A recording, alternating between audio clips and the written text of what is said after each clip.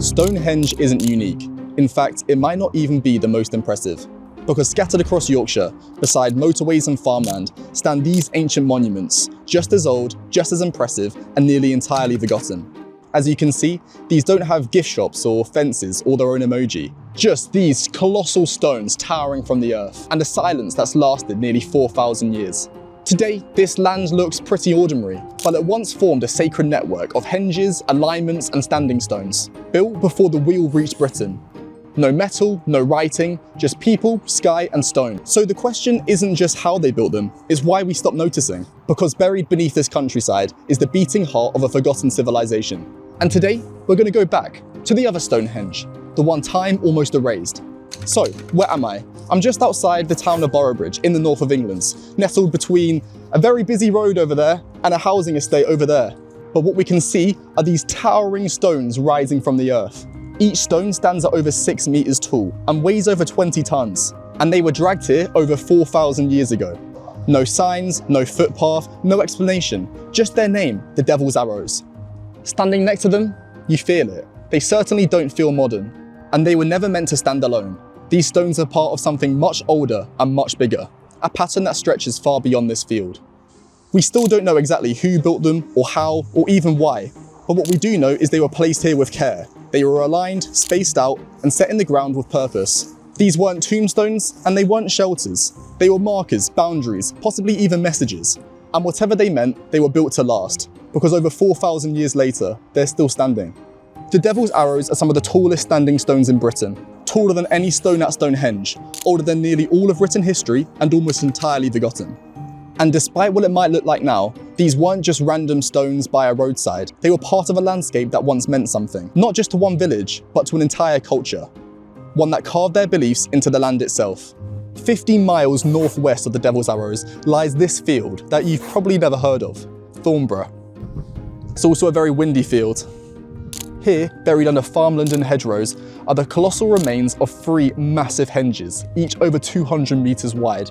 That's 3 stone henges laid out in a line, each built with precision and purpose, and then left to fade into farmland. I'll overlay some drone footage for you so you can get a better sense of the scale, because down here, it's easy to miss. Thornborough Henges are aligned almost identically to Orion's belt, a pattern shared with the pyramids in Giza. Coincidence? Maybe. Or maybe these ancient people were more connected to the sky than we think. These people weren't just mucking around with rocks. They knew what they were doing. They were organizing, coordinating, and hauling thousands of tons of earth and stone for decades, perhaps even generations. And they did it all without wheels, without metal, without writing. No empire, no blueprints, just willpower and stone. And Thornborough isn't alone. To the east, Rudston Monolith towers in a quiet church courtyard. At 8 meters tall, it's the tallest standing stone in Britain, planted in the earth long before the church around it, still standing like the last pagan guest at a Christian wedding. Today, it looks out of place, but it was there first. These sites, Thornborough, Rudston, and the Devil's Arrows, they weren't just scattered projects. They were part of a system, a story, a kind of prehistoric map carved into the ground itself, saying this place matters. And even after 4,000 years, that message is still here. And then we forgot. The Romans paved over it, the church rewrote it, developers ignored it, farmers ploughed right through it. At one point, someone tried to drag the Devil's Arrows away to build a bridge. Because if it doesn't come with a price tag or a story we can sell, we don't tend to protect it.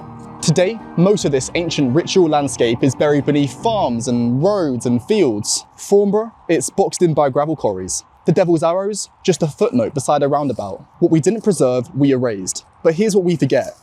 These weren't made by druids or gods or aliens. They were made by people, real people, who bled, who argued, who planned, who shaped sky and stone into meaning, who built sacred spaces before we even had written language to explain why. And that's worth more than a shrug. Because long before castles or cathedrals, before Britain even had a name, people stood right here, under the same stars, and decided this land mattered. Not because it was easy, and not because it was profitable, but because this place meant something. And maybe it still does. So next time you're in Yorkshire and you see a stone standing alone in a field, don't assume it's just a rock. It might be a tomb or a calendar, or a place where someone 5,000 years ago stood in silence and felt something bigger than themselves. History doesn't always whisper through words. Sometimes it shouts through stone. You just have to know where to listen. Thanks for watching, and I'll see you next time.